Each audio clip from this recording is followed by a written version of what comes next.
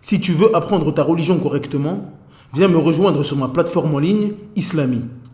Croyances, langue arabe, jurisprudence, tajwid, tafsir, sciences du hadith, comportement et exhortation. Tout cela dans une seule et même formation. Tu pourras apprendre les bases de ta religion avec des vidéos simples et détaillées. Pour plus de détails, clique sur le lien dans la description. Bonne vidéo. Assalamu alaikum wa rahmatullahi wa barakatuh. Dans cette nouvelle vidéo, nous allons définir ensemble le mot émigration, al-hijra. Nous diviserons cette vidéo en 3 parties. La première partie sera consacrée à la définition du mot hijra dans la langue arabe et dans le jargon islamique. Dans la deuxième partie, nous verrons ce que le musulman doit obligatoirement savoir à propos de la hijra. Nous y verrons entre autres l'immense récompense de l'immigration, ses différentes catégories ou encore son caractère obligatoire ou non. Dans la troisième et dernière partie, nous verrons 5 conseils importants pour que le musulman puisse faire sa hijra correctement. Nous verrons donc dans cette partie, Inch'Allah, comment aborder son voyage correctement, la voie à suivre pour accomplir la hijra, ou encore savoir quelle est la meilleure des montures pour effectuer une bonne hijra. Sans perdre plus de temps, on passe à l'explication. Bismillahirrahmanirrahim. Alhamdulillahi rabbil alamin. Wassalatu wassalamu ala ashrafil anbiya wal mursalin. Nabiyyina Muhammadin wa ala alihi wa sahbihi ajma'in. Amma ba'd. La définition du mot hijra dans la langue arabe. L'origine du mot hijra vient des 3 lettres ha, jim, ra, qui forment le verbe hajara, qui signifie une coupure et un délaissement. Quant au mot hijra, il signifie délaisser une terre pour une autre. La définition dans le jargon islamique. Dans le jargon islamique, la hijra consiste à quitter une terre de péché et de désobéissance pour se rapprocher d'Allah Azza wa Jal et de sa religion. Ce qu'il faut savoir sur la hijra. Les mérites de la hijra. Allah Azza wa Jal dit وَمَنْ يُهَاجِرْ فِي سَبِيلِ اللَّهِ يَجِدْ فِي الْأَرْضِ مُرَاغَمًا كَثِيرًا وَسَعَةً.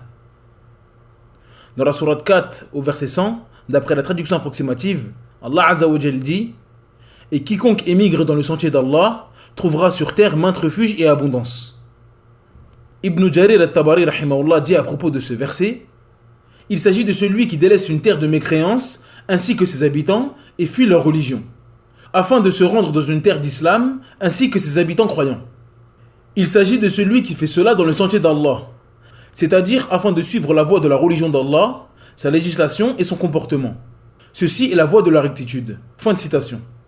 L'imam al-Qurtubi rahimahullah explique la parole maintes refuges et abondance en disant « Il s'agit de l'abondance dans la subsistance, comme l'a dit Ibn Abbas, Al-Rabi' et Al-Dahhak.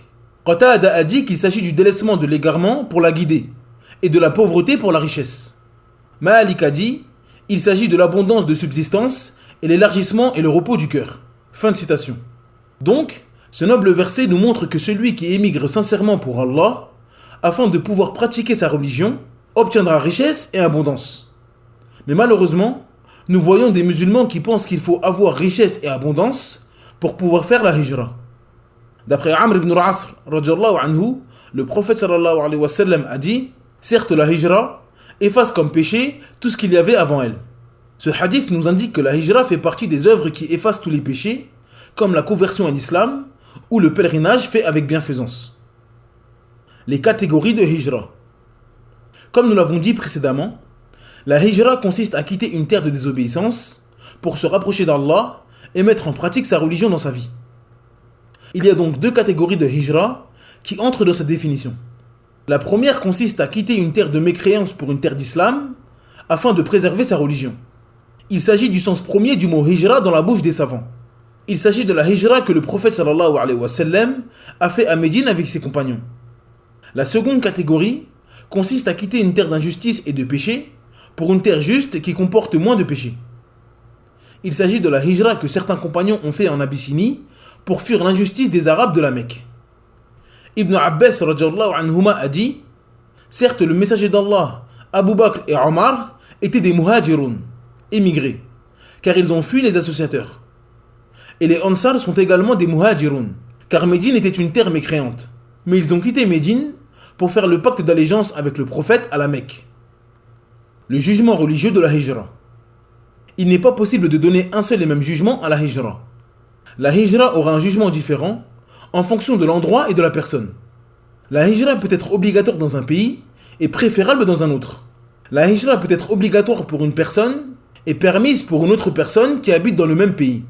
Il est donc important pour chaque musulman de savoir s'il fait partie des gens sur qui la Hijra est obligatoire ou non.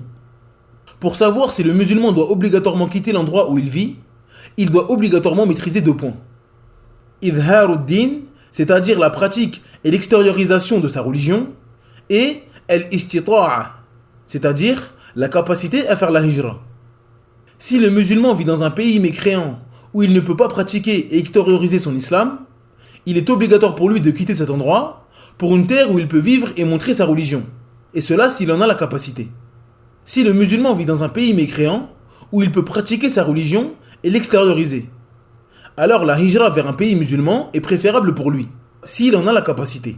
Si le musulman n'a pas la capacité physique et financière pour faire la hijra, il est quand même permis pour lui de la faire. Mais ceci n'est pas une obligation. En résumé, si un musulman vit dans un pays ou un endroit où il n'est pas possible pour lui de pratiquer et montrer sa religion, il est obligatoire pour lui de quitter cette terre pour se rendre là où il peut pratiquer et montrer sa religion. Comme nous l'avons dit dans la vidéo sur la définition du mot shari'a, l'objectif principal de la législation islamique est la préservation de la religion, c'est-à-dire la préservation de sa croyance, ses rites et ses comportements. Il n'est donc pas permis aux musulmans de rester dans un endroit qui ne lui permet pas d'appliquer cela. Cependant, s'il n'a pas la capacité physique ou financière pour quitter ce pays, alors l'obligation tombe sur lui. Si un musulman vit dans une terre de mécréance et qu'il est possible pour lui de pratiquer sa religion et de la montrer, alors il est préférable et non obligatoire pour lui de partir dans une terre d'islam. Et si un musulman vit dans une terre d'islam qui comporte des péchés et de la désobéissance, il est préférable pour lui de quitter cette terre pour une terre avec moins de péchés et moins de désobéissance. Pratiquer et montrer sa religion.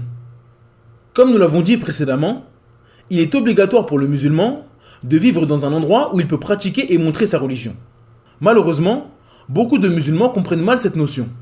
Certains pensent qu'il est permis pour eux de vivre là où ils vivent, car ils pensent qu'ils peuvent pratiquer et montrer leur religion, alors qu'en réalité ce n'est pas le cas. Et donc la hijra est obligatoire pour eux, et ils ne le savent même pas. Il est donc important pour le musulman de savoir ce qui est voulu par les savants lorsqu'ils disent que le musulman doit pratiquer et montrer sa religion. Ce qui est voulu par pratiquer et montrer sa religion, c'est l'appel au tawhid et la mise en garde du shirk. Pouvoir montrer et revendiquer son appartenance au tawhid et aux gens du tawhid, mais également montrer et revendiquer son inimitié et son désaccord envers le shirk et les gens du shirk. Évidemment, ceci doit être ajouté avec les autres adorations extérieures des musulmans, comme la possibilité de faire l'appel à la prière, de porter le voile, de recommander le bien, interdire le blâmable ou toute autre adoration extérieure. Beaucoup de musulmans pensent que la pratique et l'extériorisation de la religion consiste juste à pouvoir faire ses 5 prières à la mosquée et jeûner le mois de Ramadan. Selon eux, si un pays permet cela, alors la hijra n'est plus obligatoire. Si le musulman ne peut pas extérioriser sa croyance et se désavouer des croyances contraires à l'islam, il doit partir de cette terre. Si le musulman ne peut pas appliquer les préceptes apparents de l'islam, comme l'appel à la prière, le voile, le sacrifice pour le Eid ou autre, il doit partir. Si le musulman ne peut pas avoir le comportement et la bienséance islamique dans cette terre, alors il doit la quitter. Cheikh Mohammed ibn Abdel Latif al-Sheikh rahimahullah a dit, concernant le fait de croire que montrer sa religion consiste uniquement à prier et jeûner, l'extériorisation de la religion n'est pas ce qu'ils prétendent. Ce n'est pas comme ils se l'imaginent. Allah a dit à son prophète, « Ô vous les mécréants, je n'adore pas ce que vous adorez. » Jusqu'à la fin de la sourate.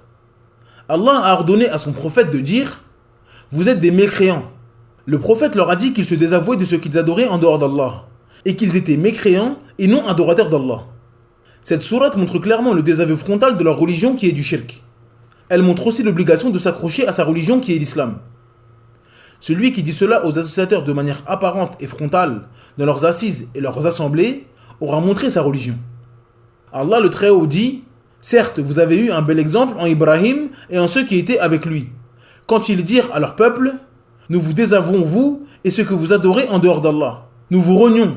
Entre vous et nous, l'inimitié et la haine sont à jamais déclarées, jusqu'à ce que vous croyiez en Allah seul. » Fin de citation. La gravité de ne pas faire la hijra. Allah Azza wa Jal dit: إن الذين توفاهم الملائكة ظالمي أنفسهم قالوا فيما كنتم قالوا كنا مستضعفين في الأرض قالوا ألم تكن أرض الله واسعة فتهاجروا فيها فأولئك مأواهم جهنم وساءت مصيرا. Dans la sourate 4 au verset 97, d'après la traduction approximative, Allah Azza wa Jal dit: ceux qui ont fait du tort à eux-mêmes, les anges enlèveront leurs âmes en disant: où en étiez-vous? Nous étions impuissants sur terre, dirent-ils. Alors les anges diront: la terre d'Allah n'était-elle pas assez vaste pour vous permettre d'émigrer? Voilà bien ceux dont le refuge est l'enfer. Et quelle mauvaise destination. L'imam al-Barawi rahimahullah dit à propos de ce verset: ce verset est descendu pour certaines personnes qui s'étaient converties et qui n'avaient pas fait la hijra à Médine. Parmi eux, Qais ibn al-Faqih ibn al-Mughira, Qais ibn al-Walid ibn al-Mughira et d'autres.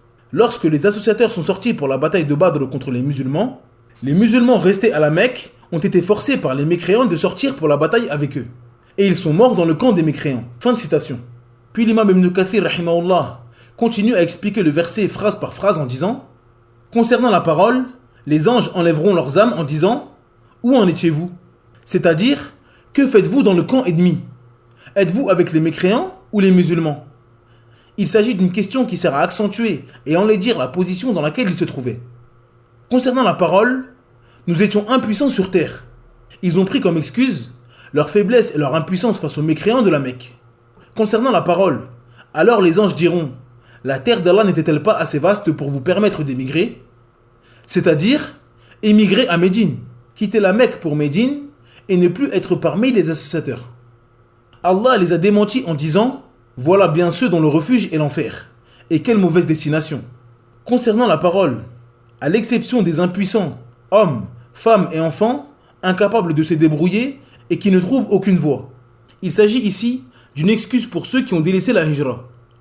Cela concerne ceux qui sont entre les mains des mécréants et qui ne peuvent pas fuir, ou ceux qui peuvent fuir mais ne connaissent pas le chemin de l'endroit où émigrer. Fin de citation. Le musulman doit méditer sur ces versets. Ces versets sont descendus sur des compagnons du prophète sallallahu alayhi wa sallam, les meilleurs des hommes. La hijra était obligatoire pour eux, mais ils n'ont pas émigré. Ils n'ont pas délaissé la hijra à cause de l'amour de la mécréance ou des mécréants. Non, mais parce que la Mecque était leur pays, l'endroit où ils ont grandi, là où ils avaient leur famille et leurs amis. Mais malheureusement pour eux, il y a eu une bataille entre les mécréants de la Mecque et les musulmans de Médine. Bien évidemment, les musulmans de la Mecque ont voulu rejoindre leurs frères musulmans pour les aider. Mais les associateurs de la Mecque les ont empêchés de sortir pour aider les musulmans. Et ils les ont forcés à sortir avec eux, et ils sont morts dans le rang des mécréants. Ce verset donc est une leçon pour le musulman. Lorsque la hijra est obligatoire pour lui, il doit partir immédiatement. Car il se peut qu'Allah Azza wa Jal l'éprouve. Et il viendra peut-être un moment où la situation changera. Il sera oppressé. On le forcera à apostasier, à manger durant le ramadan, enlever son voile, raser sa barbe ou autre. Et s'il refuse de faire cela, il sera peut-être tué, exclu physiquement ou socialement. Il doit donc fuir avant qu'il ne soit trop tard. Toute personne mourant dans cette situation, ayant eu la possibilité de quitter cet endroit, entre dans la parole d'Allah Azza wa Jal: voilà bien ceux dont le refuge est l'enfer. Et quelle mauvaise destination. L'interdiction de retourner dans la terre où l'on a fait hijra. Abdallah ibn Mas'ud radiyallahu anhu a dit: celui qui consomme riba, qui le fait consommer et qui rédige cela en connaissance de cause, celui qui se fait tatouer et qui tatoue pour la beauté, celui qui empêche qu'on verse la zakat et celui qui retourne à l'endroit où il a fait hijra ont tous été maudits de la bouche du prophète. Il y a consensus des savants sur l'interdiction de retourner dans la terre où nous avons fait hijra sans raison valable.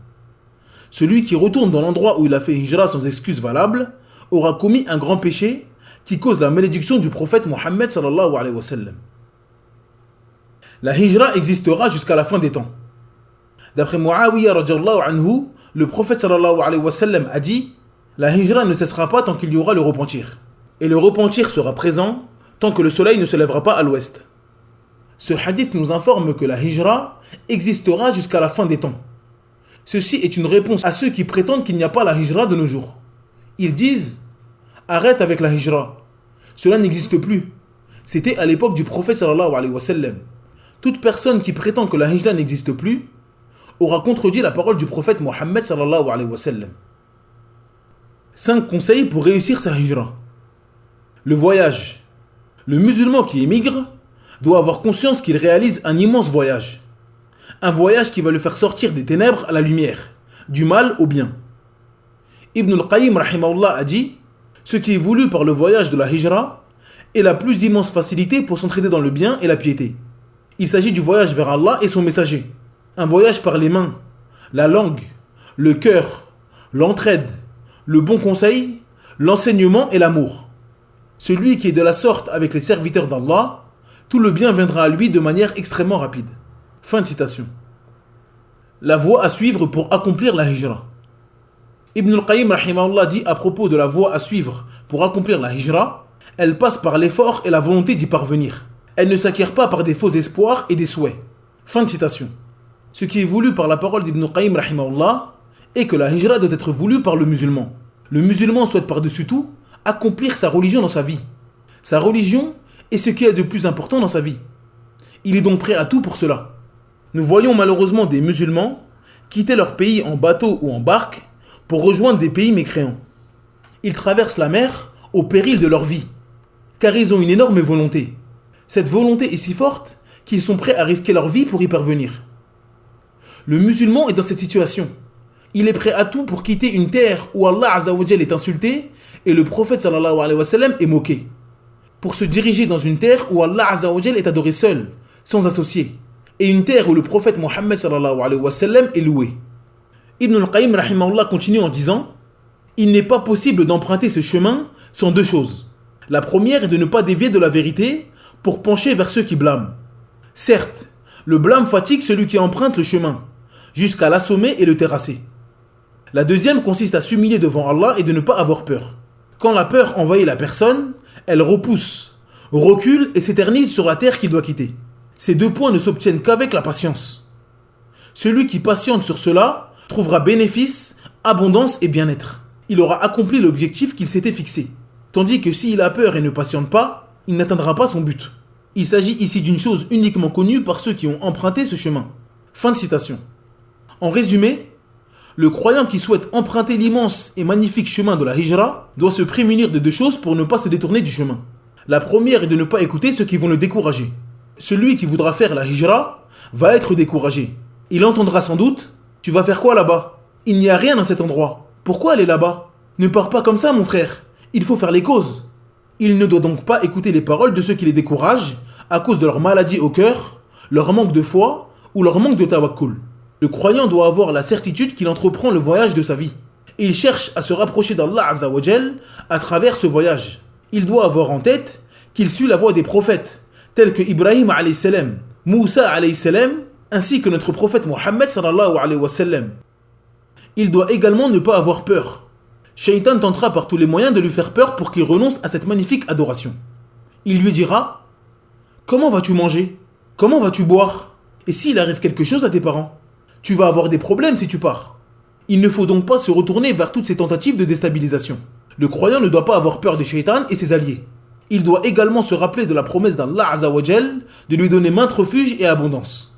Il doit donc faire des efforts sur son intention et placer sa confiance en Allah Azza wa Jal. La monture pour effectuer une bonne hijra. Ibn al-Qayyim rahimahullah a dit « La monture qu'il faut utiliser est la sincérité et la véracité. Il faut se réfugier auprès d'Allah de manière complète et parfaite. Il faut avoir pleinement conscience d'avoir besoin d'Allah et donc l'invoquer, placer sa confiance en lui et implorer son secours. » Fin de citation. La hijra est un moyen et non une fin. Comme nous l'avons dit précédemment, la hijra consiste à quitter une terre de désobéissance pour se rapprocher d'Allah. L'objectif de la hijra est donc se rapprocher d'Allah, se diriger vers une terre où il est possible d'adorer Allah correctement. Beaucoup de musulmans pensent que la hijra est une fin. Pour eux, une fois la hijra accomplie, la mission est terminée et ils deviendront des pieux. Ceci est une erreur. À cause de cette erreur, beaucoup de personnes rentrent dans le pays où ils ont fait la hijra. car ils ne ressentent pas les effets de la hijra sur eux. Le musulman doit apprendre sa religion et la mettre en pratique dans sa vie, afin d'obtenir le paradis. Et il ne fait aucun doute que la hijra est une immense cause pour cela. Le musulman doit donc choisir correctement l'endroit où il va émigrer et s'interroger lui-même sur le but de son émigration, de peur de ne pas trouver l'immense saveur de cette adoration. La hijra ne consiste pas à rentrer chez soi. La hijra consiste à choisir une terre pour pouvoir appliquer et vivre sa religion. Le premier choix de celui qui émigre doit être celui-ci. Nous voyons malheureusement beaucoup de frères se plaindre de l'endroit où ils ont fait la hijra. Ils disent que l'endroit où ils ont émigré n'est pas propice à la religion, qu'eux et leurs familles ne peuvent pas apprendre leur religion, que les gens des sectes ont le dessus sur les gens de la sunna et qui les empêchent de s'exprimer, et beaucoup d'autres difficultés encore. Mais lorsque nous demandons à cette personne « Pourquoi as-tu immigré dans cet endroit ?», il nous répond « C'est la ville de mes parents et toute ma famille y habite. » Il ne fait aucun doute que choisir la ville de nos parents ou le pays de nos parents est une facilité. Mais il ne faut pas oublier l'objectif principal de la hijra. Quitter une terre où il est très difficile de pratiquer sa religion pour une terre où il est difficile de pratiquer sa religion n'est pas un choix judicieux. Le musulman doit donc choisir la destination où la pratique de la religion est la plus simple et la plus accessible. Nous entendons fréquemment des enfants quitter la petite ville ou le village de leurs parents à cause du manque d'argent, du manque de travail ou autre. Donc, le musulman ne trouvera aucun inconvénient à vivre loin de sa famille, car il n'y a pas ce qu'il recherche dans la ville de ses parents. Cette vidéo est maintenant terminée, merci de l'avoir suivie jusqu'à la fin. N'hésitez pas à télécharger le PDF de cette explication, le lien est dans la barre de description. Il est disponible en langue arabe et en langue française. N'oubliez pas de vous abonner à la chaîne et d'activer la cloche de notification, afin de ne rater aucune vidéo. En attendant, je vous dis, Assalamu alaikum wa rahmatullahi wa barakatuh. Subhanakallahumma bihamdik, ashhadu an la ilaha illa ant, astaghfiruka wa atubu ilayk.